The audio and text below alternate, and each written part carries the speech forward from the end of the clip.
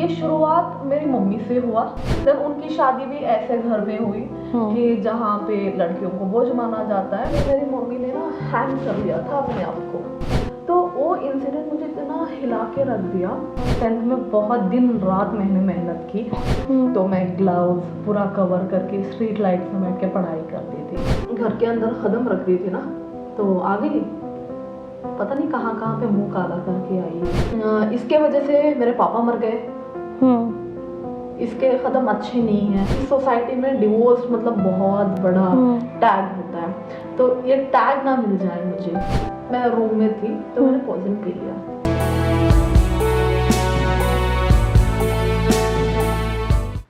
हम सभी के जीवन में संघर्ष का दौर आता है, और ये जो स्ट्रगल का टाइम है, ये जो समय है, ये हम लोगों की सिर्फ एक परीक्षा नहीं लेता, हमें ना बहुत ज़्यादा पराक्रमी बना देता है, बहुत मजबूत बना देता है।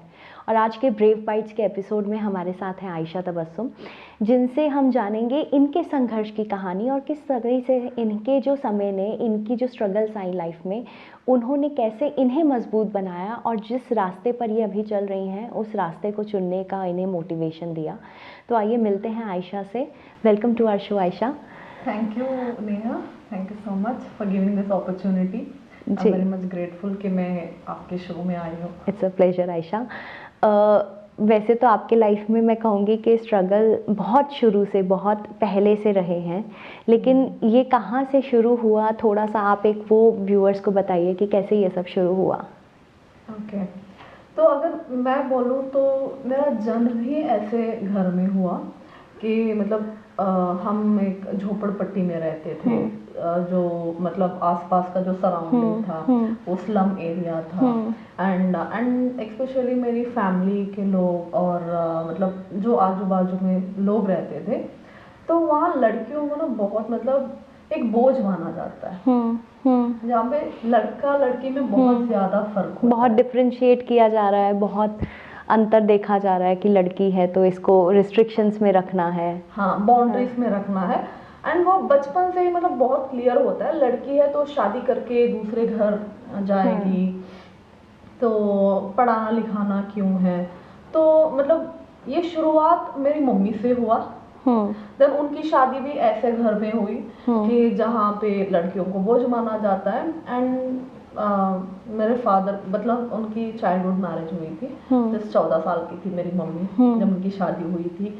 एंड उनके सर्कमस्टेंसेस की वजह से मेरे पापा का बैकग्राउंड तक नहीं चेक किया, कुछ नहीं, मतलब एक लड़का है शादी करवा दिया। तो बाद में पता चला मेरे पापा तो शराबी थे, मारना पीटना, ये तो मतलब शुरुआत से ही था, बचपन से ही शुरू हो गया ये सब।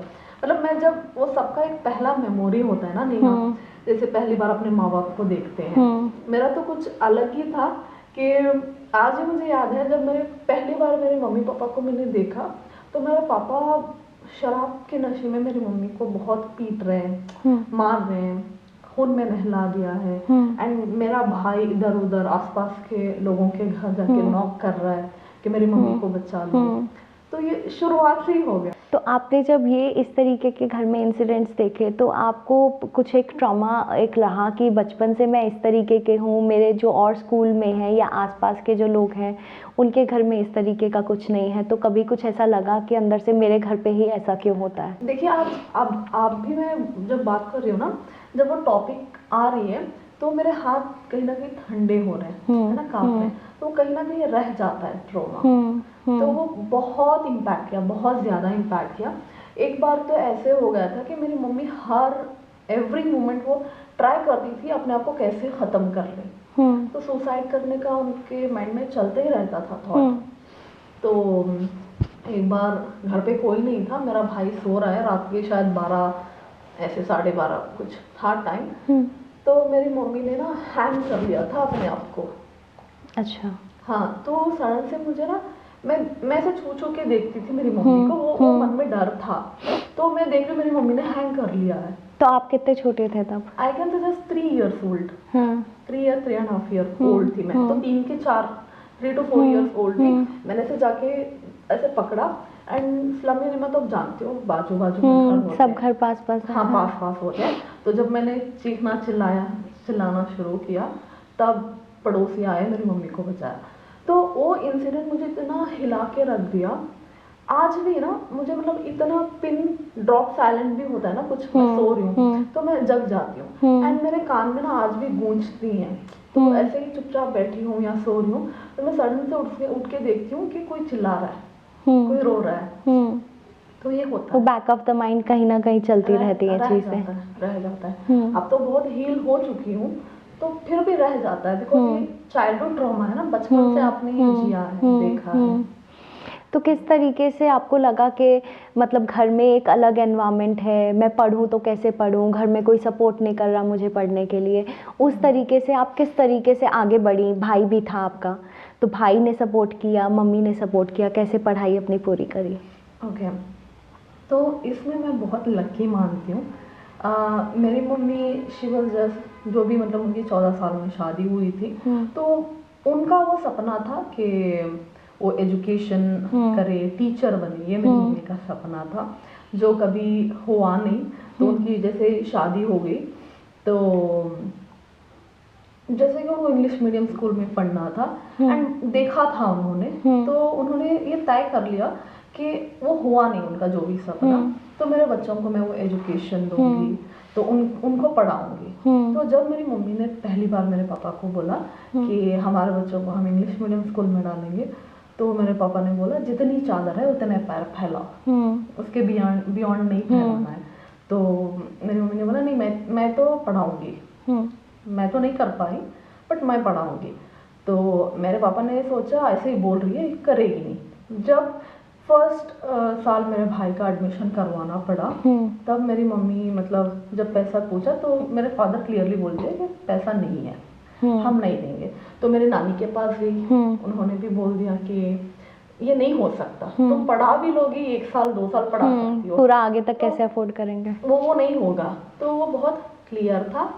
तो ऐसे ही किसी के पास हर्जा लेके मेरी मम्मी ने एडमिशन करवा दिया, वो मेरे पापा को पता चला।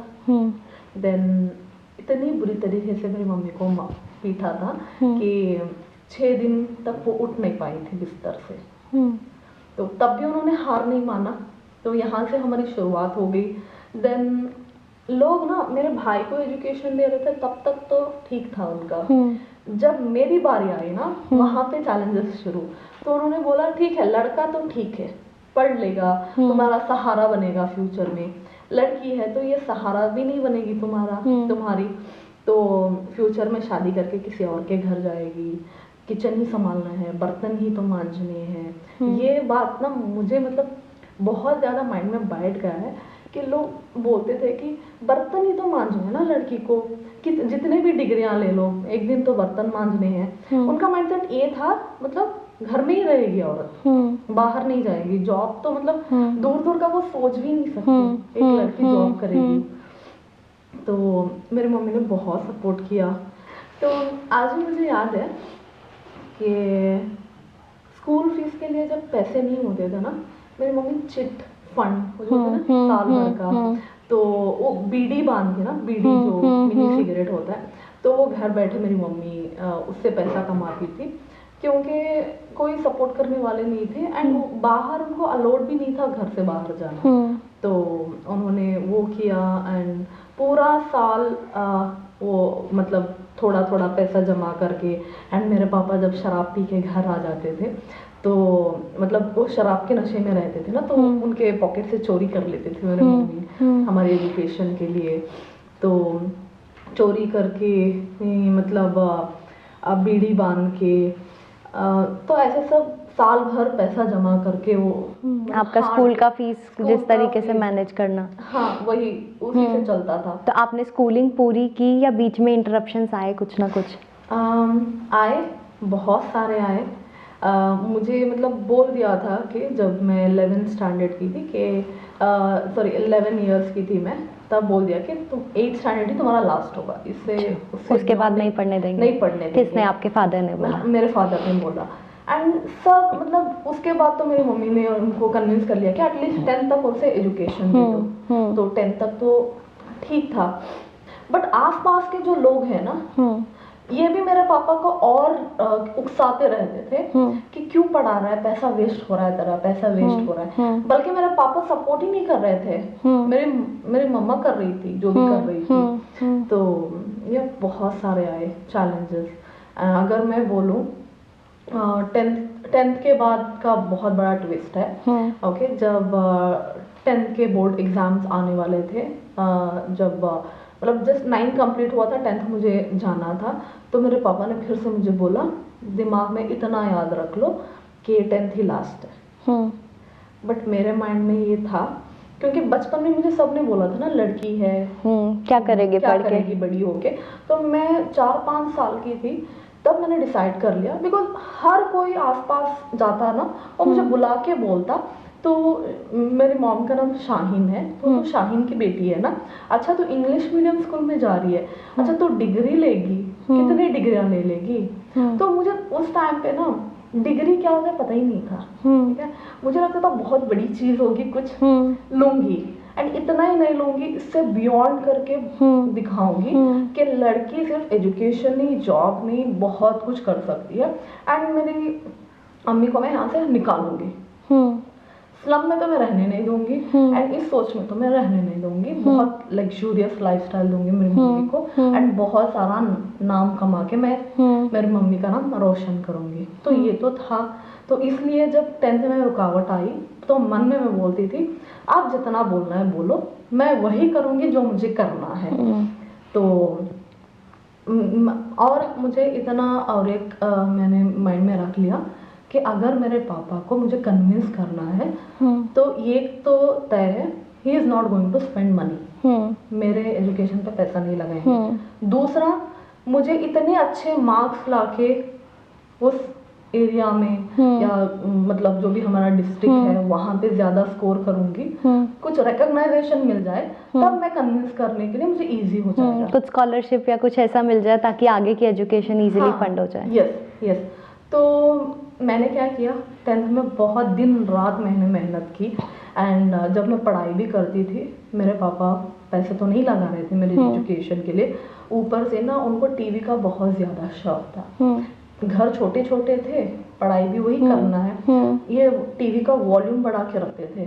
जब मैं बोलती थी टीवी का वॉल्यूम कम करो तो उस पर भी मार पिटाई होता था घर पे। तो इस वजह से मैं, स्ट्रीट लाइट्स होते हैं ना जो रास्ते में, वहाँ पे जाके ऐसे ही ठंड होती थी, बहुत ज़्यादा ठंड होती थी। हमेशा एग्जाम्स ना समर और विंटर के इस सीजन में आता है। बैंगलोर का वेदर ऐसा है कि सुबह बहुत ज़्यादा धूप है, शाम में उतनी ही ठंड ज़्यादा होती है। तो मैं ग्लव्स पूरा कवर करके स्ट्रीट लाइट्स में बैठ के पढ़ाई करती थी। तो मैंने ऐसे तैसे करके दिन रात मैंने मेहनत करके 10th में अच्छे मार्क्स स्कोर किया मैंने, इतने भी अच्छे नहीं जितने एक्सपेक्ट किया, बट यहाँ मुझे फ्री सीट मिल गई बहुत अच्छी कॉलेज में। एंड वहाँ के होस्कोटे के जो मैं रहती थी वहाँ के कम्युनिटी लोग मुझे बुला के सबके सामने रिकॉग्नाइजेशन दिया था। अच्छा। कि टॉपर्स उस साल जो टॉपर्स है तो दिया। तो मैं सीधे ट्रॉफी लेके गई मेरे घर, एंड मेरे पापा के हाथ दिया, एंड बोला कि उन्होंने हाथ में तक नहीं लिया जब मैंने दिया, तो ही वॉज जस्ट इग्नोरिंग। तो मैं गई उनके सामने बैठी, एंड मैंने रिक्वेस्ट किया मुझे कैसे भी करके आप पैसा मत खर्च करो, मुझे फ्री सीट मिल जाएगी, ठीक है, आप जस्ट मुझे अलाउ कर दो कि मैं आगे पढ़ सकूं। हाँ पढ़ सको। तो इतना आसान तो नहीं था, बहुत मनाया उनको, तब जाके उन्होंने बोला ठीक है जस्ट तुम दो साल पढ़ लो। मैंने बोला डिप्लोमा में जा रही हूँ, क्योंकि डिप्लोमा मुझे क्या पता ही भी नहीं था नेहा, जस्ट मैं इसलिए गई क्योंकि मुझे फ्री सीट मिली थी, इसलिए मैं 3 साल डिप्लोमे में गई उनको मतलब कन्विंस करके। उस टाइम पे तो मेरे पापा मान लिए, मे भी उस जोश में थे कि बेटी को रिकॉग्नाइजेशन मिला है, अभी ना बोलूंगा तो लोग क्या कहेंगे। हाँ, ये सोच के उन्होंने कह दिया कि ओके। बट वो 3 साल थे ना, उन्होंने मेरी लाइफ जहन्नम बना के रख दी। घर पे मतलब 6 बजे का उन्होंने टाइम फिक्स कर दिया था, मेरी कॉलेज 4 बजे छूटती थी, एंड मुझे 35 किलोमीटर मेरे घर से ट्रैवल करना है। अच्छा। तो 2 आवर्स मेरे, बैंगलोर का ट्रैफिक भी इतना, 2 आवर्स सुबह जाने के, 2 आवर्स शाम में आने के। तो 6 बजे से मतलब कभी कभी 2-3 मिनट 5 मिनट तो हो ही जाता है। जब भी 2-3 मिनट लेट हो जाता ना, तो मुझे मतलब मैं घर पे मतलब ऐसे पैर भी नहीं रखती थी, तो मुझे ऐसे देखते थे जैसे मैंने किसी का खून करके आई हूँ या मैंने कुछ बहुत बड़ा बाहर कांड करके आई हूँ। तो this is how he treated me. घर के अंदर कदम रख दी थी ना, तो आ गई, पता नहीं कहाँ कहाँ पे मुंह काला करके आई है, पता नहीं किस लड़के के साथ पार्क में बैठ के आई है। उनका माइंडसेट ये था, लड़की कॉलेज ना पढ़ाई करने के लिए नहीं जाती है, लड़कियां कॉलेज जस्ट टाइम पास करने के लिए जाती है, लड़कों के साथ घूमने के लिए जाती है, लड़कों के साथ पार्क में बैठने के लिए जाती है। तो इनका माइंडसेट ये था। उसके बाद आपने फिर डिप्लोमा के बाद कैसे किया, मतलब आगे का क्या कैसे रहा? फिर शादी के लिए प्रेशराइज किया या उसके बाद हाँ, उसके बाद तो मतलब चल ही रहा था शादी का प्रेशर, तो मतलब वो हर दिन का था, तुम कॉलेज छोड़ दो शादी कर लो, कॉलेज छोड़ दो शादी कर लो, ये तो मतलब रोज रोज होता था। आगे एजुकेशन का तो मेरा माइंड में नहीं था, बिकॉज मुझे अब जो भी है डिग्री के बाद मुझे जॉब करना है, मुझे पैसा कमाना है। बिकॉज मुझे इतना पता था मैं अगर पैसा कमा लूंगी ना, तो वो मेरे अंदर एक फाइनेंशियली इंडिपेंडेंस आ जाएगा, तो मैं एक जो सारे चैलेंजेस है शायद उन्हें ओवरकम कर पाऊंगी। हाँ, ओवरकम कर दूंगी। तो मैं जॉब के साथ, सॉरी कॉलेज के साथ साथ मैंने जॉब भी किया। तो मैं गई अपने HOD के पास, मैंने उनको बोला कि मुझे जॉब करना है, घर पे फाइनेंशियल ठीक नहीं है हमारा, तो I want to support my family. And मेरे लेक्चरर्स को भी पता था I was good at studies and बहुत प्यार करते थे मुझसे। तो उन्होंने बोला ठीक है बेटा, करना है तो करो, बट मार्क्स में कुछ कमी नहीं आनी चाहिए। मैंने उनको प्रॉमिस किया ठीक है, अभी जैसे स्कोर कर रही हूँ वैसे ही मैं फ्यूचर में भी स्कोर करूँगी। तो दोनों ने मिलके पूरा अटेंडेंस, साल भर का अटेंडेंस लगाते थे मेरा, एंड जस्ट एग्जाम के टाइम पे मैं जाती थी। तो एक साइड मैं पढ़ाई करती थी, जैसे कि मैं फुल डे में 2-2 जॉब करती थी। स्टार्टिंग तो मैं एक ही जॉब गई, जो कॉल सेंटर में स्टार्ट किया मैंने, वो भी न्यूज़पेपर से देख के मैं गई थी, बिकॉज आइडिया ही नहीं था। तो जस्ट मैंने डिप्लोमा में फाइनल ईयर में जो वर्कशॉप होता है ना, उसमें सिखाया था कि जॉब ढूंढना है तो न्यूज़पेपर से ढूंढ लो। तो मैंने न्यूज़पेपर में देख के ऐसे ही वो जॉब ढूंढा था। तो मैंने वहाँ पे सुबह मतलब फुल डे मैंने स्टार्टिंग जॉब किया। देन एक अपॉर्चुनिटी आई कि मतलब न्यूज़पेपर के जो प्रेस होता है ना, जैसे times of India, Deccan Herald, इसके ना जो न्यूज़पेपर एनुअल सब्सक्रिप्शन के स्कीम्स होते हैं, जो डोर टू डोर जाके लोगों को समझाना पड़ता है कि मंथली आपको 150 रुपीज़ पड़ेगा, अगर साल भर का ले रहे हो तो 735 ऐसे कुछ होगा, तो वो मांग लेते थे। अच्छा, तो आपने डोर टू डोर सेल्स का काम किया, सेल्स का काम किया सुबह सुबह। तो ये सब आप कॉल सेंटर की जॉब के साथ साथ पार्ट टाइम ये कर रहे थे? या साथ साथ कर रही थी, एंड और कॉलेज भी कर रहे थे? यस, जैसे कि मैं सुबह 5 बजे मेरा घर छोड़ती थी, एंड वो भी 35 किलोमीटर दूरी था, मतलब कॉलेज के पास ही था, जो भी मेरे दोनों जॉब थे। एंड कॉलेज के टाइम पे भी छुपते छुपाते जाना पड़ता था, जब मेरे पापा सो रहे हैं तो वो उठ ना जाए, उनके उठने से पहले मैं चली जाऊँ।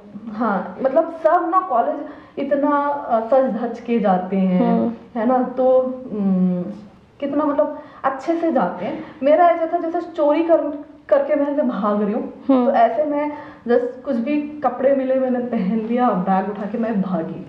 तो ऐसे था, तो इस वजह से मैं रात के 6-6 बजे तक शाम के कुछ भी नहीं खाती थी मैं। मेरी फ्रेंड जो रोशनी है, बहुत बार उन्होंने उनका बॉक्स दे दिया, वो भी एक बॉक्स लेके आती थी, एंड मेरे वजह से थोड़ा ज़्यादा उसमें डाल के लेके आते थे। तो this is how my friend supported. दूसरों ने भी मुझे सपोर्ट किया मेरी जर्नी में। तो उसके बाद शादी का कैसे, मतलब आपने फिर से फोर्स किया गया, या फिर आपको लगा कि नहीं ठीक है इतने टाइम तो मैंने टाल दिया, हाँ, अब घर वाले कह रहे हैं तो कर लेनी चाहिए? बाप रे, मेरी लाइफ ना मतलब हर प्लेस पे ना मतलब कुछ ना कुछ चैलेंज रहा ही मेरा, हर फेज में। अब बचपना देख लो, एक टाइप का फेज है, अब मेरी जवानी देख लो, कॉलेज लाइफस्टाइल देखो, वो एक टाइप का स्ट्रगल है। देन आया 2019 में, मैं तब तक ग्रेजुएट हो गई थी, फर्स्ट जनरेशन ग्रेजुएट हो गई एंटायर मेरी फैमिली में। देन मैंने जॉब भी करना स्टार्ट कर लिया था उस टाइम पे। इन 2019 आई वाज डूइंग गुड। मुझे ऐसे लगा ना कि अब सब कुछ सही ट्रैक पे जा रहा है, अब मुझे कोई रोक ही नहीं सकता। तो वो एक कॉन्फिडेंट आ गया। बट बहुत बड़ा ट्विस्ट आया फिर से 2019 में। मेरे फादर ऐसे ही, मतलब हर दिन ये फोर्स होता ही रहता है ना, कितने साल मैं डिले करूं कि शादी कर लो, शादी कर लो।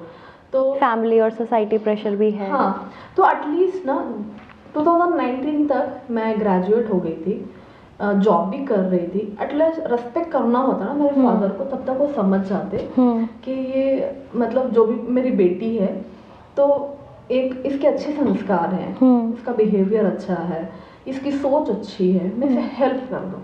बट उनकी सोच बदली ही नहीं, मतलब मैंने प्रूव करके भी दिखा दिया, कभी उनकी सोच बदली नहीं। ये बहुत मतलब हर्ट होता है, आज भी याद करती हूँ। तो 2019 में ऐसे ही मैं शाम में घर ऑफिस से गई, तो मेरे पापा ने बोला तुम्हें कोई देखने आ रहा है, रेडी हो जाओ।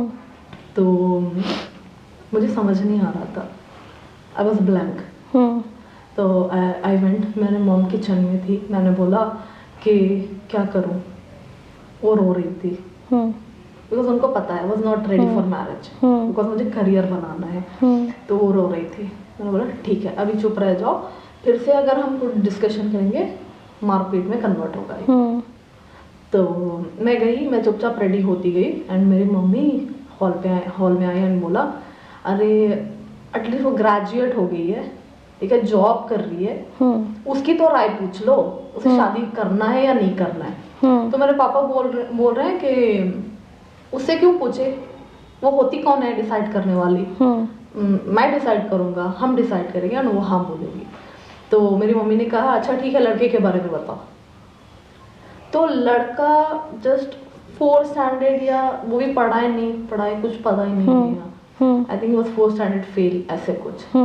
तो ऐसे तैसे करके मेरी मम्मी ने मना किया कि बोल दो प्लीज कैंसिल कर दो, एटलीस्ट पढ़ा लिखा लड़का ढूंढ लो। तो इसलिए मेरे पापा ने बोला ठीक है, पढ़ा लिखा होगा तो तुम एक्सेप्ट कर लोगे। मैं कुछ आइडिया नहीं था, मैंने सोचा ठीक है एटलीस्ट पढ़ा लिखा है, तो इन्होंने नहीं समझा मुझे, वो समझेगा। तो मैंने बोला ठीक है, एटलीस्ट एजुकेटेड है, तो कुछ छोटा मोटा जॉब भी करता है, तो ठीक है चलेगा। तो गए दूसरे दिन, पता नहीं कहाँ से ढूंढ के लाए, किसी ब्रोकर के पास जाके फोटोज एक्सचेंज करके लेके आए एक प्रपोजल। एंड इस टाइम पे बोला देखो लड़का ग्रेजुएट है, सिंगल है, 27 ईयर्स ओल्ड है, अच्छा खासा कमाता है, कुछ मैनेजर पोजीशन में है एंड ओन हाउस है। तो सब सारा टिकमार्क इनका इन्होंने बताया, जो एक्चुअल में था ही नहीं मेरा। तो वो जॉब नहीं कर रहा था ना, वो सिंगल था। अच्छा, वो ऑलरेडी मैरिड था? ऑलरेडी मैरिड था, एक बच्ची भी थी। एंड वो मेरे पापा को पता नहीं था। ओके। तो आपको ये बात कब पता चली? शादी के बाद? शादी के बाद एंड डिवोर्स के बाद। शादी के बाद भी नहीं, डिवोर्स के बाद पता चली। अच्छा। बहुत लंबे टाइम के बाद पता चला कि तो जैसे उसने बोला था कि 27 ईयर्स ओल्ड, जो बायोडेटा में था, एंड फोटो जो भेजी थी उसमें तो वो 27 ओल्ड दिख रहा था। मतलब वो बहुत पुरानी फोटो थी, वो ऑलरेडी 38 या 40 के करीब था वो। एंड जैसे ग्रेजुएट बोला था, वो भी झूठ था, वो पढ़ा लिखा था ही नहीं। वो पढ़ा लिखा था ही नहीं, उसे एजुकेशन मतलब थोड़ा बहुत एजुकेशन किया था, शायद 8th 9th ऐसे कुछ किया होगा वो। तो जॉब कर रहा था, ये भी झूठ था, वो एक नंबर का काम चोर था, जॉब ही नहीं कर रहा था। देन जो उन्होंने बोला ओन हाउस है, ये है, तो वो मैं एग्री भी नहीं करती हूँ। मैं मतलब प्रॉपर्टी ओन हाउस ठीक है, दैट इज सेपरेट, बट अगर वो भी झूठ बोला था कि ओन हाउस है, शादी के बाद जब मैं घर गई तब मुझे पता चला कि वो रेंटेड हाउस है। तो मतलब वो बायोडेटा लेके आए एंड हमें सोचने समझने की कैपेसिटी तक नहीं थी कि ये सही है नहीं है, बिकॉज दिस पर्सन जो मेरे फादर थे उन्होंने हमें अथॉरिटी नहीं दी थी कि सेलेक्ट कर पाए। मतलब एटलीस्ट लाते हैं ना प्रपोजल, ये है ये है ये है, तो लास्ट में सेलेक्ट करेंगे, उसके बाद लड़के का बैकग्राउंड चेक करते हैं। गए with in half an hour मेरी शादी फिक्स हो गई। 3 डेज के बाद मेरी एंगेजमेंट फिक्स हो गई एंड 4 मंथ्स के बाद मेरी शादी फिक्स हो गई। देन आए एंड तब तक तो मुझे कुछ पता नहीं है। 3 डेज के बाद एंगेजमेंट में जब लड़का आ रहा है, मेरे कजिन, छोटे छोटे कजिन होते हैं ना बच्चे, वो आज भी याद है मुझे, वो बोल रहे हैं अरे ग्रूम को क्या बोलते हैं, दूल्हा बूढ़ा है। And I was like surprise. बच्चे हैं ना, बच्चों को तो बहुत क्लियर दिखता है, आप उन्हें बता नहीं सकते ना कि क्या बोलना है क्या नहीं कहना। बूढ़ा है। एंड मेरी मतलब मेरी आंटी खड़ी थी, उन्होंने मेरे ऊपर ऐसे हाथ रखा, उनको बुरा लगा, ठीक है। अब कोई मेरे पापा के आगे किसी की चलती नहीं है, तो करा दी एंगेजमेंट। एंड पता ही नहीं है, जब प्रपोजल आया था, लड़के वालों ने ये बोला था कि हमें कुछ नहीं चाहिए, हमें सिर्फ आपकी बेटी चाहिए। बट जैसे ही एंगेजमेंट हुई, अब भी मतलब जैसे मान लो 6 बजे एंगेजमेंट हुई, 7 बजे पूरे आके बैठ गए हॉल में एंड बोल रहे कि इतना कैश दे दीजिए, इतना गोल्ड चाहिए एंड इतने लोग आएंगे शादी में। एंड फंक्शन हॉल, वो जो फंक्शन हॉल बोल रहे थे, उसी फंक्शन हॉल में उनको शादी चाहिए। एंड मेरे पापा हाँ बोल रहे हैं, सब जो भी वो डिमांड्स कर रहे हैं। तो उन्होंने एक बार भी ये नहीं सोचा कि वो तो खुद कमा नहीं पा रहे, तो मैनेज कहाँ से करेंगे, फाइनेंशियल ऑलरेडी आपकी दिक्कतें चल रही हैं। तो उन्होंने इसलिए हाँ बोला कि उनको पता था तब तक मैं अर्निंग कर रही थी। This is how continued.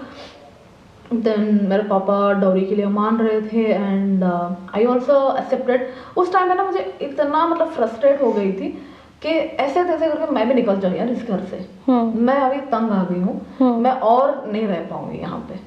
शादी 15 दिन थी, तो फिर से डिमांड आ गया एक कि अभी वलीमा जो होता है ना, निकाह के बाद वलीमा, रिसेप्शन बोलते हैं, तो वलीमा में लड़के को फिर से गोल्ड चेन डालो सब लोगों के सामने। आपकी शादी होने के बाद? शादी जब 15 दिन है, अच्छा। 15 डेज बिफोर ऑफ मैरिज ये बोल रहे हैं कि और एक डिमांड हो रहा है कि इनका वलीमा जब होगा तब गोल्ड चेन डालो लड़के। इस टाइम मेरी मम्मी को पता नहीं क्या हुआ, शी टुक स्टैंड एंड उन्होंने बोला एक काम करो, ये शादी कैंसिल कर दो, हमें इसमें इंटरेस्ट है भी नहीं, ठीक है, कैंसिल कर दो। देन लड़के का भाई आया, सब आके घर में कन्विंस किया कि नहीं, हम लोगों ने नहीं पूछा, ब्रोकर ने बोल दिया, हमें पता ही नहीं इस बात का, तो झूठ सच बोल के हमें फिर से मना लिया। देन अगस्त 15, 2019 को मेरी शादी हो गई। जिस दिन पूरी दुनिया को इंडिपेंडेंस मिलता है, पता नहीं किस एंगल से मुझे भी शायद वो इंडिपेंडेंस बोलो मिला, उसके बाद तो मिला, बहुत सफर करके मिला, बट या उस दिन मेरी शादी हो गई। जैसे ही शादी हुई, ठीक है, तो डे 1 से शुरू, ठीक है, मतलब गई हूँ घर, थोड़ा टाइम रिचुअल्स चला, तो उसके बाद शादी की रात, ठीक है, आई वेंट टू बेडरूम, मैं वेट कर रही हूँ, ओके। शायद 9:30 बजे ऐसे कुछ गई मैं अंदर। रात के 2:30 बजे तक मैंने वेट किया, ये बंदा आएगा, ठीक है, आया ही नहीं। शायद 2:30 बजे, तब तक तो मैं सो गई, वेट करते करते करते मैं सो गई थी। एंड 2:30 बजे ये आया, मेरा एक्स हस्बैंड जो भी है, तो ही केम एंड उसने मुझे बहुत सारा ज्ञान दिया। एंड उसके मन में ना बहुत सारे ग्रजेस थे कि तुम्हारी मम्मी ने मेरी मम्मी को के साथ झगड़ा, मतलब रोडली मेरी मम्मी ने बोल दिया ना कि we are not going to give any dowry any more, ठीक है, तो थोड़ा रोडली बोल दिया था मेरी मम्मी ने, थोड़ा ही बोला ना, आपने तो डिमांड किया था। तो ये बात उसके मन में रख के मुझे बोल रहा है I want to see what kind of woman you are, मुझे देखना है कि तुम किस टाइप की औरत हो, बिकॉज तुम्हारी मम्मी का बिहेवियर मैंने देखा है, मेरी मम्मी के साथ ऐसे बिहेव किया, मैं भूल नहीं पा रहा हूँ, मुझे बहुत हर्ट हुआ।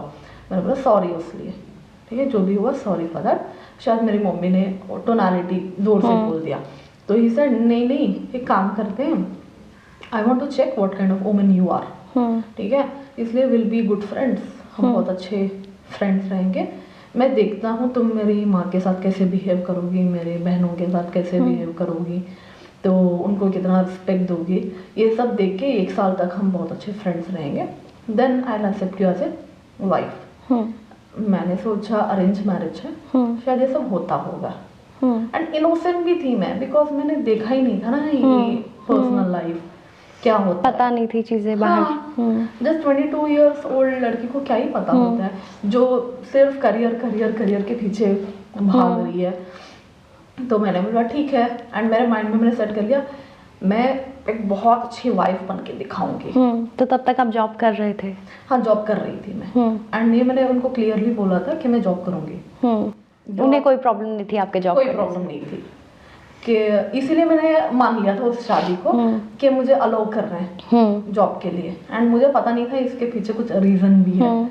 तो ये सब बोला। एंड विदिन 2 days जो वलीमा, एक दिन के बाद वलीमा होता है। तो वलीमा के सुबह सुबह ही मतलब दोपहर के टाइम पे माय हस्बैंड इज आस्किंग कि अच्छा शाम में वलीमे में क्या दे रहे हो? आपको तो क्लियर पता है कुछ नहीं दे रहे। हमने बोल दिया है कि कुछ नहीं होगा, नहीं देंगे, तो फिर से अभी पूछ रहे हैं कि क्या देंगे। देन मैंने बोला आई डोंट नो, बिकॉज बोल दिया ना कुछ नहीं। एंड फिर से उसकी मम्मी आई, जो मेरी सास थी वो आई एंड बोला एक काम करो कॉल करके पूछो। मैंने बोला नहीं मुझे पता है। नहीं तुम पूछो ना अपने पेरेंट्स से, तुम बोलो कुछ गोल्ड चेन डालें, इतने सारे लोग आएंगे, हमारे रिलेटिव्स आएंगे, उनके सामने क्या रेपुटेशन रह जाएगा, नहीं देंगे तो तुम मांगो, तुम मांगो। तो मैंने फॉर्मेलिटीज के हिसाब से मैंने मेरी मम्मी को कॉल किया। मुझे पता था नहीं कि उस दिन क्या देने वाले हैं, बिकॉज मैं सारा अरेंजमेंट तो आप ही करके आए हो। तो जो भी मेरे ईयर रिंग्स थे एक सेट, वो मैंने रखा था कि इस रिचुअल्स में ये दे देना। तो ये सोच के देन जैसे ही मैंने उनको बोला नहीं सिर्फ मेरे लिए वो एक गिफ्ट ला रहे हैं, तो आपके बेटे के लिए जस्ट कोट जो भी मतलब कपड़े ये वो है वो लाएंगे, गोल्ड और नहीं है। तो वहीं से शुरू डिस्कशन घर पे बहुत हो रहा है, अंदर अंदर जा रहे हैं, डिस्कशन हो रहा है। Then we went on function, मतलब गए, स्टेज पे खड़ी हूँ एंड रिचुअल स्टार्ट हुए। जैसे रिचुअल स्टार्ट हुए नेहा, तो वो रिचुअल ख़त्म हुआ, जो गिफ्ट देते हैं ये सब, तो बोलते हैं कि मतलब बिठा के कुछ हार वार डाल के करते हैं। तो वो रिचुअल जैसे ही ख़त्म हुआ, ये मुझे छोड़ के जाके जहाँ पे गेस्ट बैठे हैं ना अपोजिट स्टेज के नीचे, वहाँ पे जाके बैठा है, वो भी दूर कॉर्नर में बैठा है फ्रेंड्स के साथ। तो अकेला छोड़ दिया मुझे। देर पे अभी बुला भी नहीं सकती इसको, कैसे मैं लोगों के सामने कैसे बुलाऊं। तो मैं देख रही हूँ अब आएगा आ ही नहीं रहा है नेहा, मुझे पता चल गया। एंड शक्ल अजीब ही बना के बैठा है। एंड इधर देख रही हूँ मेरी सास अलग, उनका अलग फेस, मेरी ननद, सब मुझे ऐसे देख रहे हैं अभी काट के खा जाएंगे मुझे सारे के सारे मिलके। तो उनके शक्लों से पता चल रहा है मुझे। देन मैं स्टेज पे ना ऐसे रुक के मैं देख रही हूँ सबको, मतलब ऐसे देख रही हूँ, सारे एंजॉय कर रहे हैं मेरी शादी में। एंड ये लोग ऐसे शक्लें बना के बैठे हैं। मैं सोच रही हूँ मैं मेरी शादी है, सब मजे कर रहे हैं एंड मैं खुद मैं खुश नहीं हूँ, खुश मेरे नहीं शादी से, है ना। तो उस टाइम पे मुझे पता चल गया कि शायद मेरी लाइफ, शादी वाली लाइफ भी अच्छी नहीं होगी। वो बहुत क्लियर था। तो ऐसे भी तो हस्बैंड वाइफ का ना रिलेशनशिप था, ना फिजिकल वाला, ना इमोशनल बॉन्डिंग, कुछ नहीं। He was not all accepting as her wife. Then rituals खत्म हुए। जो मेरे पापा को मैंने बोला था कि मैं मेरी शक्ल नहीं दिखाऊंगी आप सबको शादी के बाद, तो जो भी हमारा उस दिन वलीमा हुआ, हम कार में ऐसे ही, मतलब वलीमे के बाद ना इस्लाम में, मतलब मुस्लिम कम्युनिटी में, तो हम अपने घर जाते हैं, मेरे घर जाते हैं। अच्छा। ठीक है। तो मैं, मेरा हस्बैंड, सब उसी कार में बैठे हैं। एंड उस टाइम पे ना इतना पिन ड्रॉप साइलेंट है कार में, बहुत साइलेंट है। रात के शायद 12:30-1 बजे बज रहे हैं। तो इतने सारे माइंड में मेरे चल रहा है, भाई इतना सब कुछ मैंने स्ट्रगल किया, मैंने सोचा एटलीस्ट यहाँ पे मैं खुश हो जाऊंगी, अब शायद चीज़ें बदल जाएंगी। एंड यहाँ पे भी कुछ अलग ही चल रहा है, ये हो क्या रहा है मेरे साथ। तो आई वेंट, देन गए हम दोनों अपने घर। तो जैसे ही रूम में गई, मैं बात करने जा रही हूँ, मुझे ऐसे पकड़ पकड़ के ढकेल दिया।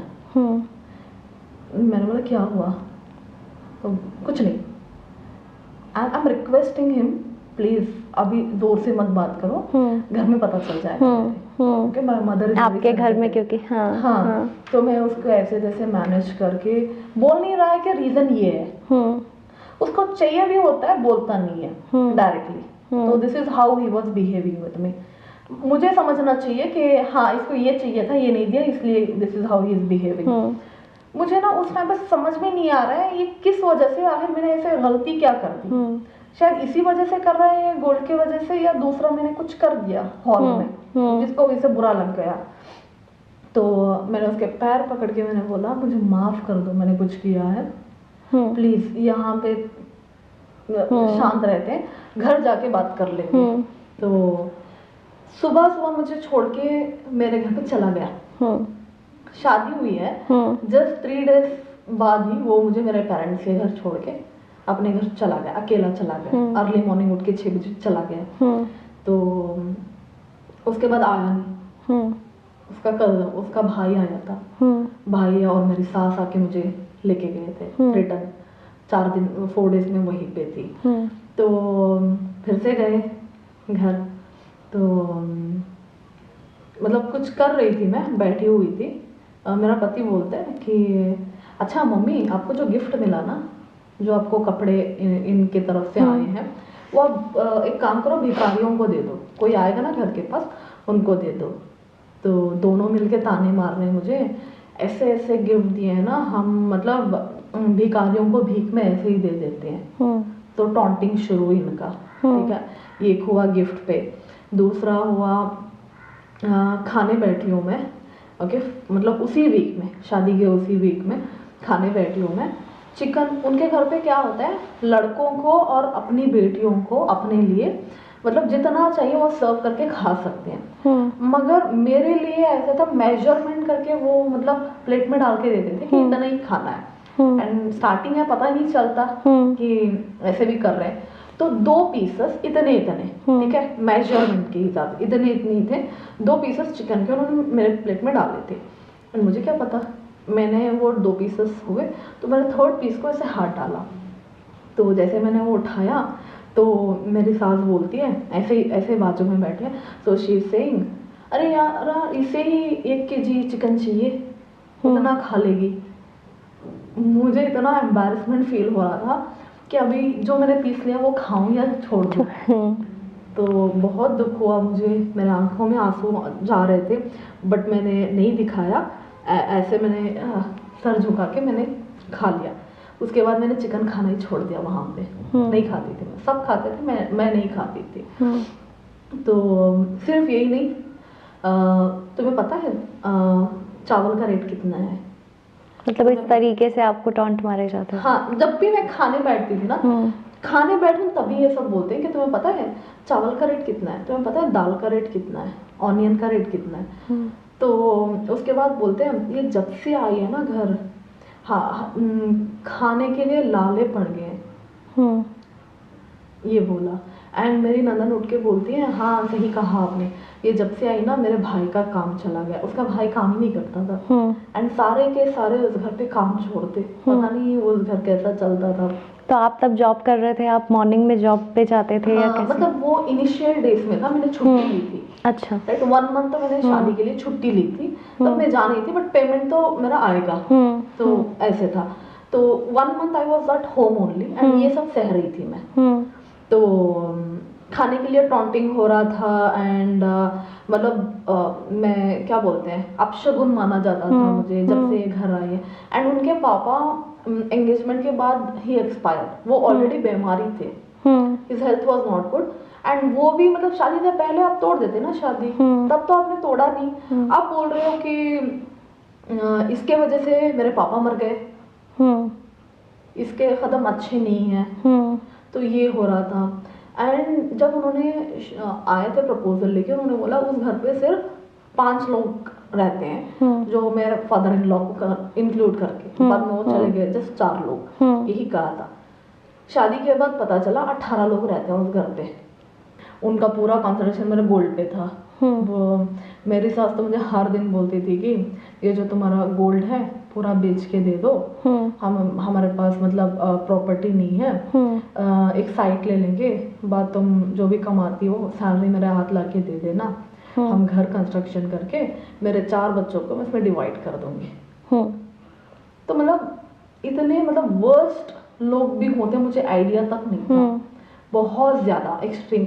बट फिजिकली कुछ वायलेंस नहीं हुआ मेरे ऊपर, मारा नहीं, बिकॉज बाप रे बहुत मैनिपुलेटिंग लोग, बहुत ज़्यादा। तो यही चल रहा था।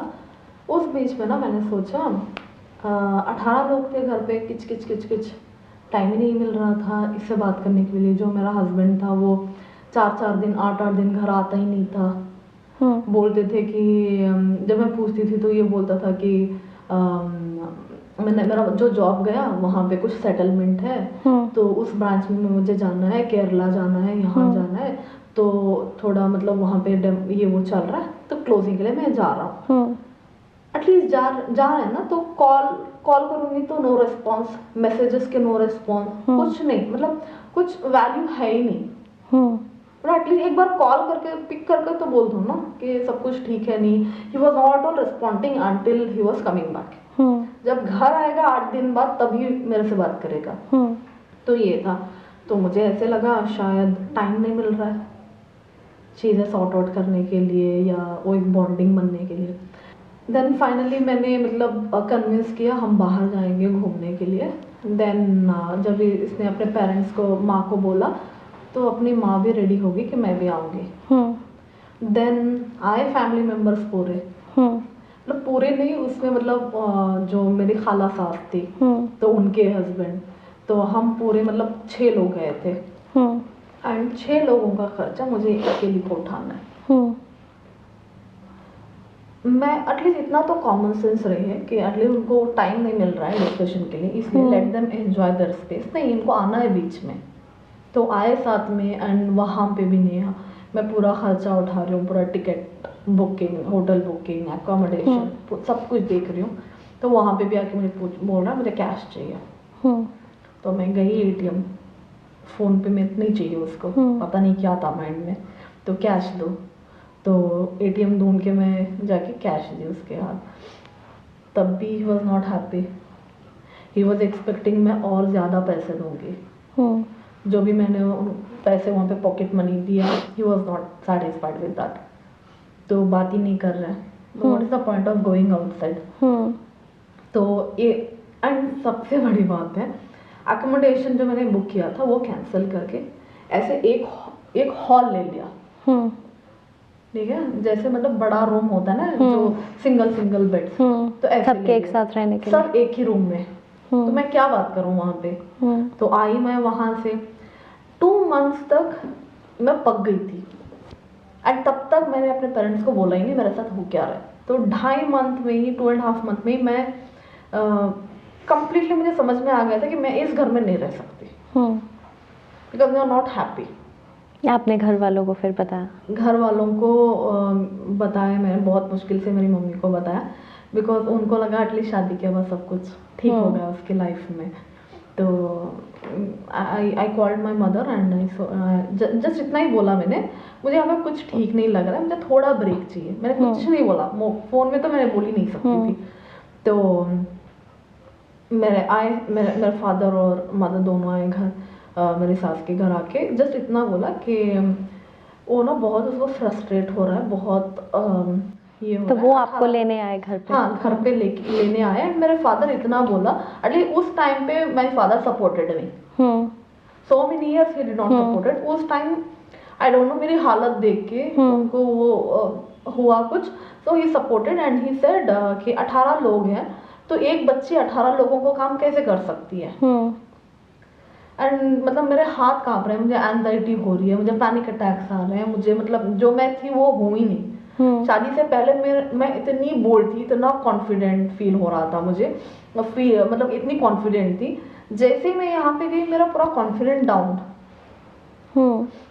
तो जस्ट इतना बोला तो मेरी सास, मेरा पति तो उठ के बाहर चला ही गया। ठीक है, not even he stood for 1 second. And मेरी सास बोलती है एक काम करो, इसे परमानेंट लेके चले जाओ, हमें नहीं चाहिए ये, ऐसी बहू हमें नहीं चाहिए। तो वी डिड नॉट आर्ग्यूड, कुछ नहीं बोला, तो जस्ट इतना बोला मेरे पापा ने, ठीक है मैं इसको बात करके थोड़ा उसको टाइम चाहिए, 2-3 दिन बाद छोड़ जाऊंगा वापस। हाँ, नहीं तो आप आओ ले जाना। हाँ, इसको लेके जाना। तो गए घर, उसके बाद नोबडी टर्न डाउन। तो कोई वापस लेने आया ही नहीं, घर से किसी ने कॉल नहीं किया? नहीं। एंड बीच में मतलब 15 डेज बाद मतलब हम लोगों ने, मैंने तो बहुत ट्राई किया, मुझे तो ऐसा लग रहा था मैं वहाँ से आई यही शायद मैंने बहुत बड़ी गलती कर दी, नहीं आना चाहिए था मुझे। देन बीच में ना मेरा हस्बैंड, कोई नहीं, थर्ड पर्सन्स घर आए, तो जो भी शादी में थे, तो ऐसे डिस्कशन हुआ जो जो मेरे साथ हो रहा था, मैंने उनको सब कुछ बोला। तो तब जाके उनके पापा के फ्रेंड जो हैं उन्होंने बोला ठीक है बेटा इस बार आ जाना, हम सब कुछ मैनेज करेंगे। तो मैंने बोला अंकल मैं आ सकती हूँ, मगर वहाँ पे स्पेस ही नहीं मिल रहा है हम दोनों को बात करने के लिए। एटलीस्ट उनको बोलो थोड़ा उधर ही मुझे सेपरेट हाउस या कुछ ऐसे अरेंज करके दे, ताकि हमारा बॉन्डिंग बन जाए। बॉन्डिंग तक नहीं है हम दोनों का। तो उन्होंने हाँ ठीक है हम जाके बोलेंगे, ऐसे ऐसे करके गए। आफ्टर दैट सब हमारा नंबर ब्लॉक लिस्ट में डाल दिया था। नोबडी वॉज मतलब दूसरे नंबर से भी ट्राई कर रहे हैं तो कम्प्लीटली जैसे ही आवाज़ सुनते हैं डिस्कनेक्ट कर रहे हैं। 4 months वेट किया। तो ये 4 महीने मेरे लिए बहुत ज़्यादा टफ थे। मैं तो डिप्रेशन में चली गई। मुझे घर में घुटन होती थी, सफोकेशन होता था, रोती रहती थी। एंड मेरी मम्मी को बोलती मुझे बाहर जाना है, मुझे नहीं हो रहा है, कुछ अजीब हो रहा है मुझे। एंजाइटी होने लगा। एंजाइटी होती थी मुझे, बहुत गंदी तरीके से एंजाइटी होती थी मुझे। मतलब मेरी मम्मी मेरी आंटी के यहाँ लेके जाती थी जस्ट फॉर 5 minutes, फिर बोलती थी कि मुझे यहाँ पे भी नहीं रहना, चलो घर चलो। तो however I was behaving my mother, she controlled me, because उनको पता था इसको बहुत ज़्यादा तकलीफ हो रही है। बिकॉज शादी हुई है आपने, मतलब एज ए ब्राइडल लाइफ मैंने जी नहीं, फिर से मुझे पता चल रहा है कि अब कुछ ठीक नहीं होगा। मुझे समझ में आ गया कि कुछ ठीक नहीं होगा, कुछ बुरा होगा मेरे साथ। इस सोसाइटी में डिवोर्स मतलब बहुत बड़ा टैग होता है, तो ये टैग ना मिल जाए मुझे, तो बेटर है मुझे एक डिवोर्सी का टैग लेके तो नहीं जीना है। एंड दूसरा भी मेरे पति के साइड से ये डिमांड आया था कि इस शादी को बचाना है, तो मुझे करियर सब कुछ छोड़ के वो मुझे सेपरेट हाउस में रखेंगे, मगर ऐसे घर में रखेंगे जहाँ पे ना बहुत पुराना घर होता है ना, तो मैंने घर देखा है जो वहाँ पे पड़ोस में था, तो उस घर में रखेंगे ना, वहाँ पे पानी आता है अंदर ना इलेक्ट्रिसिटी, मतलब और स्ट्रगल हो जाए लाइफ। हाँ, जैसे मैंने शुरुआत की थी, जैसे हम झोपड़पट्टी में रहते थे, थोड़ा बेटर हुए थे ना, तो फिर से मुझे उसी जोन में ये ढकेलना चाहता था ये इंसान। तो उस रात में सोच रही थी, तो फिर से मैं यूटर्न लेके वही क्यों जा रहे हो? हाँ, क्यों जाना है मुझे नहीं जाना है। इतना स्ट्रगल करके मैं आगे आई हूँ, तो मुझे शादी भी बचाना है, मुझे करियर भी, दोनों चाहिए मुझे। एंड यहाँ पे डिमांड आ रहा है कि करियर छोड़ दो। अगर मैं करियर सेलेक्ट करूंगी तो मेरी शादी खत्म हो जाएगी, अगर शादी सेलेक्ट करूंगी तो करियर खत्म हो जाएगा। तो मैंने सोचा ये शायद अब कुछ ठीक नहीं होगा। उस रात मुझे ऐसा लगा अब सब कुछ खत्म, मैं आ गई हूँ मेरे एंड एज पे। तो ऐसे पॉइजन, जो मेरे पापा स्क्रैप का बिजनेस करते हैं, तो पूरा मतलब जो भी पॉइजन बच्चा होता है वो मेरी मम्मी एक बॉक्स में डाल के कहीं पे रखी होती है, ताकि कुछ कीड़े मकोड़े जो भी होते हैं तो उनको डालने के लिए। तो मैं गई एंड लास्ट बार मैंने उसको कॉल्स भी किया, more than 100 times I called him. वो एंजाइटी में, वो गुस्से में, वो इसमें, ही नॉट रिस्पॉन्डेड। मैं जा रही हूँ, मेरी मम्मी का फ़ोन ला के ट्राई कर रही हूँ, पड़ोस की आंटी का फ़ोन ला के मैं ट्राई कर रही हूँ, किसी का फ़ोन नहीं उठा रहा है। उसको समझ में आ गया कि मैं ही ट्राई कर रही हूँ। एंड मैंने उसको लास्ट में ये भी मैसेज किया कि अगर तुम आज फ़ोन नहीं उठाओगे तो मैं सुसाइड अटेम्प्ट कर लूँगी, मैं मर जाऊँगी, मुझे नहीं जीना है लाइफ, मुझे ज़्यादा डर लग रहा है। तब भी रिप्लाई नहीं आया, नहीं आया। I drank poison. वो रात मैंने यही सोच के मैंने किया कि ज़िंदगी बच जाएगी ना। तो उस समय घर पे कोई नहीं था जो मतलब जिससे आप बात कर सकते या? मैं किसको बोलूँ, मेरी मम्मी तो इतनी सेंसिटिव है, वो खुद रो रही है। वो एंड इसी टाइम पे मेरा भाई मतलब घर छोड़ के चला गया था, ये सोच के कि अभी ये घर आ गई है तो ये डिवोर्स लेगी।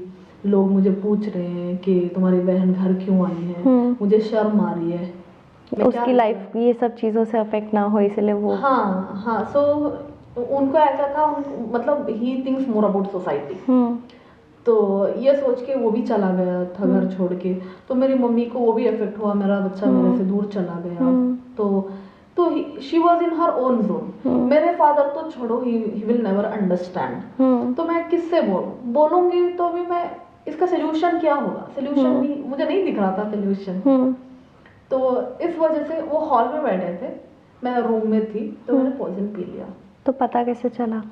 बहुत मतलब मेरा तो 50-50 हो गया था, अनकॉन्शियस जोन में जा रही थी मैं। मेरे फादर कुछ पिल्लो लेने के लिए रूम में आए, तो जैसे ही उन्होंने रूम का डोर ओपन किया तो स्मेल आ रही थी उनको। तो उस रात पता नहीं मेरे पापा को क्या हुआ, बहुत बुरा लगा उनको। तो ही स्टार्टेड क्राइंग, जोर से चिल्लाने लगे कि सॉरी बेटा, मेरे वजह से ऐसे हो गया। तो ही डिड दैट एंड मुझे हॉस्पिटल लेके गए। तो समहाउ मतलब डॉक्टर्स ही मुझे ले नहीं रहे थे। पहले एक हॉस्पिटल गए, वहाँ पे उन्होंने बोला कि पॉइजन बहुत ज़्यादा फैल गया बॉडी में, तो रिस्क नहीं ले सकते हम। अच्छा। तो फिर से दूसरे हॉस्पिटल एम्बुलेंस में वहाँ से शिफ्ट किया। मुझे लूज मोशन हो ही जा रहे थे, वॉमिटिंग हो ही जा रहे थे, एंड मुझे भी मतलब लग गया था कि this will be my last night. तो लकीली तो आपको आसपास का जो भी घर वाले थे, माहौल था, वो समझ आ रहा था? आप उतने कॉन्शियस थे उस समय? हाँ, जब तक एम्बुलेंस में थी मैं कॉन्शियस थी half of the way, then उसके बाद मैं अनकॉन्शियस हो गई। ऐसे हुआ। देन मतलब अनकॉन्शियस जोन में थी। शायद सुबह के 4 बजे ऐसे कुछ पूरा ट्रीटमेंट ये सब हुआ। उसके बाद मुझे कॉन्शियसनेस आने लगा फ्यू आवर्स के बाद। तब मैं देखती हूँ मेरे आसपास कोई भी नहीं था, आईसीयू वार्ड में थी मैं। मतलब नाक में पाइप, मुंह से पाइप, पूरा बॉडी मेरा पाइप से, वायर से सब था। तब भी मेरा भाई मुझे सुबह मतलब आके बोलता है, जाके जीना सीखो, ठीक है, लड़कियों के लिए वैसी ही होती है, दूसरों की बातें सुन के अपनी लाइफ स्पॉइल मत करना। तब भी उसे ऐसा लग रहा है कि मेरी मम्मी कुछ मुझे सिखा के दे रही है, इसलिए मैं ऐसे बिहेव कर रही हूँ। ही नेवर अंडरस्टूड मेरे साथ हो क्या रहा है। He never even asked me कि तुम क्या सफर कर रही हो। तो वो जो और बुरा लगा, पर इस कंडीशन में आके तो ना बोलते तुम। तो फिर मेरी mummy I, she literally cried a lot. जब मेरी मम्मी का चेहरा मैंने देखा तो मैंने जब मेरी मम्मी का चेहरा देखा, when she started crying in front of me, मुझे उस टाइम पे लगा, नेहा अगर मुझे कुछ हो जाता ना आज, तो सबसे ज़्यादा इम्पैक्ट होता जिनको लॉस होता कुछ, यहाँ पे किसी और को लॉस होता ही नहीं। देन डॉक्टर्स, नर्स सबने पूछा क्या हुआ, तो आई डिस्कस्ड विद देम कि मतलब ऊपर से मैंने बोला उनको कि कोई पुलिस केस या कुछ ऐसा नहीं हुआ? हाँ, एफआईआर रजिस्टर हो गया था। तो पूरी मतलब मतलब 4 बजे से मैंने 11 बजे तक वेट किया कि मेरा हस्बैंड आएगा, तो वो नहीं आया। कोई नहीं आया। बट वो रात ना मुझे याद रह गया कि मतलब एवरी सेकेंड जो वहाँ पे मतलब जो कांटा होता है ना वॉच का, तो ऐसे ऐसे हिलता है, तो वो आज मुझे याद है। कोई भी मतलब आईसीयू वार्ड का डोर ऐसे ओपन तो आपको लगता था, एक उम्मीद थी कि हाँ ये आ जाएगा, ये आएगा, my husband will come now, अब आ जाएगा। तो मेरा ऐसे ही था, डोर देख रही हूँ एंट्रेंस का एंड वॉच देख रही हूँ, डोर देख रही हूँ, वॉच देख रही हूँ। मतलब एक दर्द आ गया था मुझे ऐसे देखते। जब 11 बजे हो गए ना दोपहर के, नर्स को समझ में आ गया एंड शी सेड, तुम इतनी स्ट्रांग हो, इंडिपेंडेंट हो, बोल रही हो कि जॉब कर रही हो, ठीक है, तो इतनी सेंसिटिव क्यों हो रही हो? तो उसके घर से भी किसी का कॉल नहीं आया या घर से भी कोई देखने नहीं आया? वो मतलब मेरे पापा ने कॉल करके बोला था कि ऐसे ऐसे हुआ है, तो नोबडी केम। जस्ट उसके बाद फॉर्मेलिटी के वजह से 11:30 बजे ही केम इन द आफ्टरनून। उसको ये डर था FIR रजिस्टर ना हो जाए, अब केस ना पड़ जाए उसके ऊपर। जस्ट आया, तब तक तो मेरा ये खत्म हो गया था होप, एंड मैं प्रिपेयर्ड भी हो गई थी, अब नहीं चाहिए मुझे इंसान। एंड आया भी तो कैसे Neha, if our partner has committed suicide, वो अभी ICU वार्ड में है, जिंदगी के साथ लड़ रहा है, तो वो इंसान की हालत कैसी होगी, जो कुछ भी वो छोड़ छाड़ के आया होगा, है ना, मतलब मैसअप दिख रहा होगा। उसने मतलब नहा धो के आयरन डाल के कपड़ों को इंशर्ट करके फिर फॉर्मल ड्रेस में आया है, जैसे फंक्शन हॉल अटेंड करने आते हैं ना शादी किसी की, ऐसे आया है। एंड वो देख के मुझे और भी क्लियर हो गया कि इसको कोई फर्क नहीं पड़ेगा। एंड ही सेड कि केस वापस ले लो, मैं 2 दिन के बाद आऊँगा, तब तक तुम रेस्ट ले लेना, मैं आके लेके जाऊँगा। तभी मैं इमोशनल थी, समझ नहीं आ रहा था, मैं सोच रही थी कि शायद लास्ट चांस है, देखती हूँ। तो मैंने जो केस हुआ था, FIR रजिस्टर हुआ था, वो मैंने रिटर्न ले लिया। तब मेरे मामा बोल रहे थे कि मत लो, बेवकूफ़ी कर रही हो तुम। मैंने बोला नहीं, मुझे लेना है वापस, बिकॉज मुझे ये भी ट्राई करके देखना है।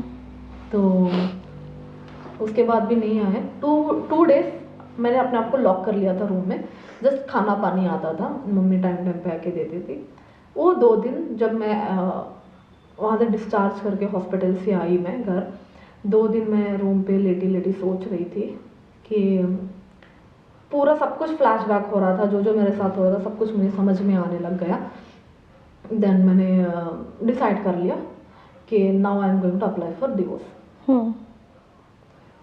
अब ये खुद आगे से तो आपने दोबारा FIR नहीं लिखवाई या कोई पुलिस कंप्लेंट दोबारा नहीं की? बिकॉज फिर से अब केस स्टार्ट करना था। हाँ, केस स्टार्ट करना है तो FIR आपको रजिस्टर करवाना ही पड़ता है। तो गई मैं नियर बाय पुलिस स्टेशन, तो FIR रजिस्टर करवाया। वहाँ पे भी आके यही बोलता है कि पुलिस ने पूछा कि क्या क्या है, मैंने ऐसे ऐसे सब कुछ बोला, ऐसे ऐसे टॉर्चर हो गया। तो पुलिस ने भी बहुत समझाने की कोशिश की, एंड उन्होंने बोला कि अभी लेके जाओ साथ में। तो इसे कि नहीं, मैं लेके नहीं जा सकता साथ में। क्यों? पुलिस पूछ रहे हैं क्यों, क्या हुआ, क्यों नहीं लेके जा सकते? तो नहीं ना, मेरा जॉब चला गया है, मैं फाइनेंशियली इतना भी केपेबल नहीं हूँ, मुझे टाइम लगेगा 1 साल का, जब सब कुछ ठीक हो जाएगा मैं तब इसे लेके जाऊंगा। तो सब इंस्पेक्टर को भी गुस्सा आया, एंड ही सेड तुम्हारे जैसे लोग शादी क्यों करते हैं? अगर तुम केपेबल नहीं हो, तुम्हें पता है अपनी बीवी का तुम मतलब देखभाल नहीं कर सकते, तो तुमने शादी क्यों की? तो इसके लिए रिप्लाई नहीं कर रहा है कुछ भी। देन वो गया बाहर, एंड खुद पुलिस सब ने मुझे बोला कि बेटर तुम निकल जाओ यहाँ से, इसकी लाइफ से निकाल के फेंको इसे अपनी लाइफ से, बिकॉज यहाँ पे रह के भी कुछ यूज नहीं है। साफ साफ उसके चेहरे से पता चल रहा है कि तुम हो या ना हो इसकी लाइफ में, उसको कोई असर नहीं पड़ रहा है। तो तब भी लास्ट देखो, बीच में डिमांड्स भी आते हैं। मेरी एक प्रॉपर्टी मैंने खरीदा था, उसी बीच में मैंने प्रॉपर्टी खरीदा था, वो पता चला। तो तब भी बोल रहे हैं कि अच्छा एक काम करो, जो प्रॉपर्टी तुमने न्यू खरीदी हो वो बेच के पैसा ला के देना। ये खुद बोल रहा है। आपको वापस लाने का बात नहीं की जा रही, लेकिन वहाँ पर आपके चीज़ों को या उन सब की डिमांड की जा रही है। हाँ, वही हो रही है। तो मेरे माइंड में क्लियर था, मैंने FIR रजिस्टर करवाया, उसके बाद मैंने पुलिस की भी हेल्प ली। देन मैंने म्यूचुअल डिवोर्स के लिए अप्लाई किया। तो तब भी मुझे लोग बोल रहे थे, मतलब जो भी मेरे फ्रेंड्स थे, तो म्यूचुअल क्यों दे रही हो, उसके साइड से प्रॉब्लम है। बट नेहा, मुझे क्लियरली पता था कि वो इंसान मुझे कुछ पे नहीं करेगा रिटर्न में। अगर वो ना भी नहीं बोल रहा है लोगों के सामने, वो बोल रहा है कि मुझे ये शादी चाहिए, सामने से ना बोलेगा तभी तो कुछ होगा ना। एंड मुझे ये प्रूव भी नहीं था कि ही वाज ऑलरेडी मैरिड, तब तक मुझे पता ही नहीं था ही वाज ऑलरेडी मैरिड। किसी रिलेटिव ने, किसी ने हिंट नहीं दिया आपको? किसी ने नहीं दिया, किसी ने नहीं बोला ऐसे है। तो आपको उसके बाद कहाँ, मतलब किस पॉइंट पे लगा कि हाँ अब ये चीज़ें ख़त्म हो गई और मुझे रीस्टार्ट करना है चीज़ों को? तो वही उसके बाद मैंने म्यूचुअल डिवोर्स के लिए अप्लाई किया, गई मैं म्यूचुअल डिवोर्स दे दी, मैं ख़त्म किया फरवरी 2020 इन फेब मे बी 22 था, तो तब मैंने डिवोर्स दे दिया इस इंसान को। तो डिवोर्स तक तो थोड़ा बहुत ठीक था, एक्चुअल डिप्रेशन मुझे डिवोर्स के बाद शुरू हुआ। उसके बाद मुझे मतलब वो होता है ना, फियर ऑफ फ्यूचर, अब क्या होगा। अब मुझे डिवोर्सी का टैग लग गया। एंड खुद के जो रिलेटिव्स हैं, ठीक है, मैं नाम लेना नहीं चाहती, सगे जो हैं वो सगे बोल रहे हैं कि इसका कैरेक्टर ठीक नहीं था, एक्चुअली इसका कैरेक्टर ठीक नहीं है, इसीलिए पति छोड़ के चला गया, लड़का तो बहुत अच्छा था, प्रॉब्लम इसी में है। तो वो मुझे बहुत ज़्यादा हिट करने लग गया कि they don't know anything about me, they started judging me. वो कहते हैं ना, कोइंसिडेंटली या इंसिडेंटली शायद हमें इस दुनिया में यू मतलब अल्लाह गॉड जो भी बोलो, maybe for some purpose he will send in this world. तो मैं बहुत सारे मेरे ही टाइप के रिलेटेड मैंने स्टोरीज मेरे सामने आते गए। आज भी मुझे याद है एक हेडलाइन, आयशा आरिफ खान, ठीक है, तो वो हेडलाइन मेरे माइंड में छप गया कि Ayesha Arif Khan committed suicide but jumping into Sabarmati river due to dowry and harassment from husband and in laws. And मैंने जाके देखा उनके बारे में, and before she committed suicide उन्होंने एक वीडियो बनाई थी, एंड जो उन्होंने बोला ना, सारा कोरिलेट किया, सब कुछ मुझे ऐसे लगा कि मैं खुद बोल रही हूँ, मैं बोल रही हूँ। बिकॉज जिस दिन मैंने कमिट किया था सुसाइड, उस दिन मैं सेम ही अपने आप को बोल रही थी, आयशा ना लड़ाई के लिए नहीं बनी है, this is what she said, कि आयशा लड़ाई के लिए नहीं बनी है, मैं हवाओं में बहना चाहती हूँ, मैं उड़ना चाहती हूँ, मैं जीना चाहती हूँ, मैं नहीं कर सकती ये सब कुछ। तो ये मुझे बहुत रिलेट हुआ। देन उस दिन ना बहुत रो रही थी मैं उनको देख के, एंड मैंने प्रॉमिस किया उस वीडियो के सामने, एंड अपने आप को बोल रही थी ये आयशा तो बच गई बट ये आयशा नहीं बची, एंड मैं इनको बचा नहीं पाई। एंड आज के बाद मैं अपना बेस्ट दूंगी ऐसे आयशाओं को, ऐसे लड़कियों को मैं बचाऊंगी। तो वो आप कह सकते हो कि लाइफ का एक टर्निंग पॉइंट था आपके लिए? लाइफ का बहुत बड़ा टर्निंग पॉइंट था। एंड बहुत सारे ऐसे रील्स आते गए, वीडियोस आते गए, एंड मैं जहाँ पे काम करती थी, मतलब दिस क्लाइंट्स ना कुछ बिजनेस पर्पस के लिए आते हैं, ऑफिस में काम कर रहे हो, देन वो अपनी स्टोरी बोलना स्टार्ट कर देते, देखिए मैम मेरे साथ ऐसे हो रहा है, वैसे हो रहा है, एंड सिमिलर हो रहा है उनके साथ जो मेरे साथ हो रहा है। तब मैं यूनिवर्स को पूछना स्टार्ट कर दिया कि why this is happening with me, and कितने सारी लड़कियां सफर कर रही हैं ऐसे जैसे मैं सफर की हूँ, मैं तो आगे इससे बाहर, बाकियों का क्या? बाकियों का क्या? एंड मैं पूछने लगी कि मैं इन सबको हेल्प करना चाहती हूँ, मैं कैसे हेल्प करूँ, मैं क्या करूँ जो मैं लड़कियों को सपोर्ट करूँ। तो उसी टाइम पे वो कहते हैं ना, जब आप कुछ मांगते रहते हो वो होता है। एक दिन मैं ऐसे यूट्यूब देख रही थी, तभी एक ऐड आया कि अबाउट माई मेंटोर, तो आई am very much grateful for my mentor. तो उनका वेबिनार मैंने ज्वाइन किया, वहाँ से मेरी लाइफ का एक टर्निंग फेज आया। 2-2.5 साल के डिप्रेशन के बाद जब मैंने उनके प्रोग्राम्स अटेंड करने लग गए, मैं डिप्रेशन से बाहर आने लग गई। ओके, मेरी लाइफ का पर्पस एंड पैशन समझ में आ गया कि मेरी लाइफ का पर्पस यही है कि इतने साल मैंने जो कुछ सफ़र किया, इसके पीछे बहुत बड़ा रीज़न था। वो सफरिंग्स के साथ लर्निंग्स कहीं ना कहीं जुड़ी हुई थी। हाँ, कि I have want to help womens, इसीलिए मैंने बचपन से स्ट्रगल देखा है, तो ये मुझे समझ में आ गया। तो उसके बाद मैंने अपनी जर्नी स्टार्ट की। तो I am writing my book, मैं हाँ बुक लिख रही हूँ, जिसमें लड़कियों को हर फेज में क्या क्या चैलेंजेस होते हैं, कैसे कैसे डिसीजन लेने पड़ते हैं। तो then I started my entrepreneur journey, जहाँ पे मैं बिजनेस कोच बनी, एंड नॉट बिजनेस कोच में जस्ट मैं बिजनेस नहीं सिखाती हूँ, जैसे मेंटल हेल्थ पे काम करना है, अगर वो कुछ सफ़र कर रही है तो वो सफरिंग में कुछ नया सीखना उनको चैलेंज हो जाता है, तो उनको थोड़ा हील करके मेंटल हेल्थ पे थोड़ा ट्रेन अप करके उनको। तो एज अ बिजनेस कोच आप बैंगलोर में ही सिर्फ हेल्प करते हैं या पैन इंडिया आप ऐसा कुछ है? नहीं, आई एम पैन इंडिया में सबको मैं हेल्प करती हूँ। तो जो तो कितनी लड़कियां आपके साथ अभी जुड़ी हैं? अभी मतलब लड़के और लड़कियां भी हैं, तो ओवरऑल है 125 पीपल्स आर देयर, जिसमें लड़कियां ऑलमोस्ट 50% लड़कियां। हाँ लड़कियां हैं। तो आपको उनको हेल्प करने के बाद कुछ लग रहा है मोटिवेटेड कि हाँ इस जर्नी की शायद ये एक था जहाँ से मैं शुरुआत करना चाह रही थी, वहाँ मैं पहुँच चुकी हूँ? हाँ, तो जब एक मतलब जब सेशंस लेते रहती हूँ ना, तो मेरे स्टूडेंट जब बोलते हैं मैम आप तो हमारी लाइफ में गॉडेस जैसी हो, आप जब से आई हो मेरी लाइफ में चेंज आने लग गया।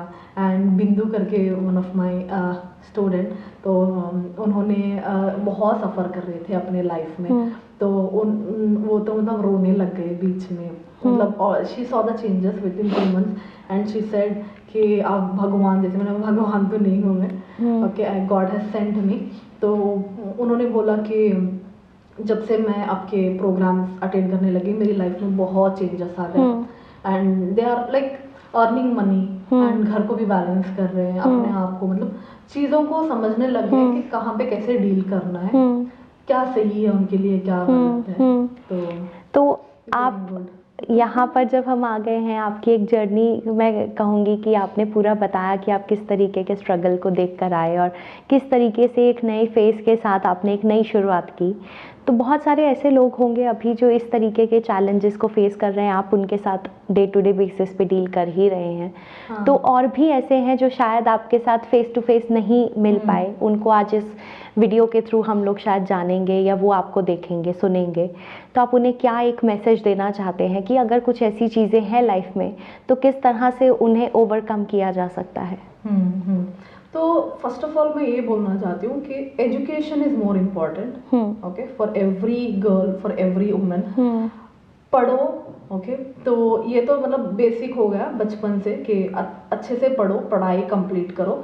एंड बीच में एंड उस लड़की को भी मैं बोलना चाहती हूँ जो शादी का डिसीजन ले रही है एंड कंप्लीटली अपने पेरेंट्स के ऊपर ब्लाइंडली विश्वास करके हाँ बोल रहे हैं, तो प्लीज डोंट डू दैट।